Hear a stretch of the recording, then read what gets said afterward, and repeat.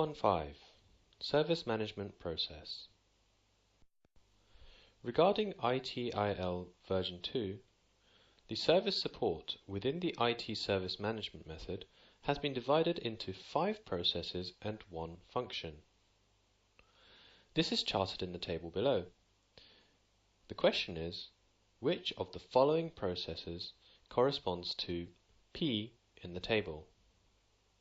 So first of all, we have the table, which splits into 5 processes, you can see them here, and 1 function. First of all, we'll go through what the processes are. The first process we'll look at is incident management. The overview for incident management is that in response to the incidents occurred, within one's ability to reassume the normal service and to minimize the effects it would have on the business. So it's about minimizing effects on the business. Process P, which is the one that we are trying to identify. The overview for process P is identify the root cause of incidents and problems, minimizing the negative effects it would have on the business and prevent it from ever occurring again. So we are talking about identifying the root causes and preventing it from happening again. Configuration management is a process where you have a database that is used and the items that are required to constitute the supplied IT service are grasped, and information about the effect of each process is supplied. For change management, with regards to the request for change, the RFC, the effect the change would have is verified, and the impact and priority levels are weighted. Decisions would be made as to whether the change is approved or denied. And we have the final process, release control. The approved components are released at an appropriate forum and in a suitable time. The one function that we have is known as the service desk, and the service desk functions as the same integrated window that deals with the customers that are utilizing the IT service and the corporation that is supplying the service. Now, most importantly for this question, we are trying to find out the name which corresponds to the process identifying the root causes of incidents and preventing them from happening again. So now we will go through some slides to see which is the correct answer, which is the correct name for this process. So we have 4 options for process P. We have A, the continuity management of the IT service, B, availability management, C, service level management, or D, problem management. And now we'll try and work out which one of these is a suitable name for process P. So now we'll talk about what ITIL v2 means. ITIL v2 contains the following 7 main headings, namely service support, service delivery, service management introduction plan, business viewpoint, application management, ICT infrastructure management, and security management.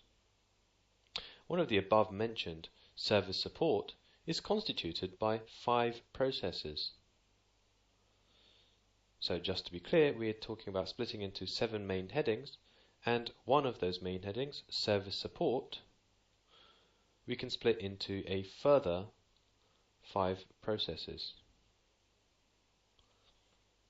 namely incident management, problem management, configuration management, change management, release management, and one function, namely service desk. The explanation in process P is shown again below about problem management. Identify the root cause of incidents and problems.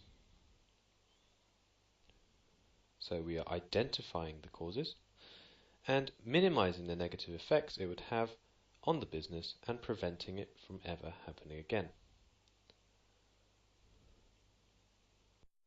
Now, if we return to the overview of process P, we in fact find that this is the precise description of the process that we are looking at. This means that since the earlier description was about problem management, then we know that problem management is the process P that we were looking for, and so D is the correct answer. We can now look at what each of the other options actually means. Firstly, we had option A, which was the continuity management of the IT service. Now, the continuity management of the IT service involves the process in managing risks with serious impacts on the IT service, minimizing the risk and carrying out plans for restoration. And with all that, one could supply and meet soundly the minimum agreed service level laid down by the IT service provider. Moreover, the continuity management of the IT service must be designed around supporting the corporation's BCM. Again, we have an acronym here, and BCM stands for Business Continuity Management. Availability management deals with the countermeasures in response to a halt of an IT service due to either human errors or bugs in the programs.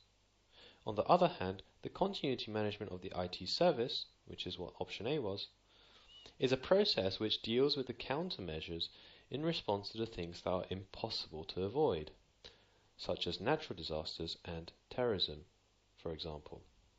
So we're talking about dealing with things which are impossible to avoid. Option B was about availability management. Now that involves setting an availability level goal in relation to the IT service and IT system, and during an operation, for the sake of fulfilling the goal set, a string of exercises is carried out: observation, maintenance, and improvement. Generally speaking, with a SLA, a service level agreement. Again, we have a definition of an acronym. And the mutually agreed availability level would be achieved within a mutually agreed cost. So of course we have the involvement of a mutually agreed cost. Option C was about service level management, and in relation to IT services, for example, the supplier would continuously or periodically inspect or verify the quality of the service and maintain the quality of the service or the improved structure. So it's all about maintaining the quality of the service or the improved structure. With regards to the system that makes up this service, machines and business processes, it continues to record continuously the commissioning status and response status, and review periodically as to whether the quality of the service is in keeping with the previously agreed goal. So we are talking about reviewing periodically to double check that the quality of the service is in keeping with the previously agreed goal.